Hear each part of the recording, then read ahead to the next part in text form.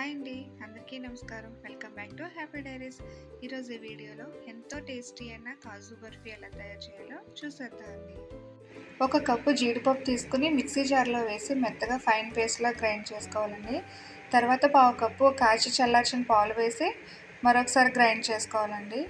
ఒక మందపాటి ప్యాన్ తీసుకుని అందులో అరకప్పు షుగరు, పావు కప్పు వాటర్ వేసుకుని మంటలు లో ఫ్లేమ్ మీద అడ్జస్ట్ చేసుకుని పాకం దగ్గర పడిన తర్వాత తీగ పాకం రావాలండి. వీడియోలో చూపిస్తున్న విధంగా కాజు పేస్ట్ వేసి పాకం అంతా కలిసేలా బాగా కలుపుకొని పావు టీ స్పూన్ ఇలాచీ పౌడర్ వేసి అంతా కలిసేలా కలుపుతూనే ఉండాలండి, స్వీట్ అడుగు పట్టకుండా. కొంచెం దగ్గర పడిన తర్వాత కొంచెం తీసుకుని ఉండ కింద అవుతుందంటే ఒక ప్లేట్లో వేసుకొని చల్లారబెట్టుకోవాలండి. ఇలా చల్లారిన తర్వాత మళ్ళీ ఒక ముద్ద కింద చేసి ఒక ప్లేట్కి నెయ్యి రాసి స్వీట్ పెట్టి పైన ఒక కవర్ వేసి చపాతీ కర్రతో 1/2 ఇంచ్ మందం ఉండేలాగా రోల్ చేసుకోవాలండి. ఇలా రోల్ చేసిన తర్వాత కవర్ తీసేసి పైన సిల్వర్ పేపర్ వేస్తున్నానండి.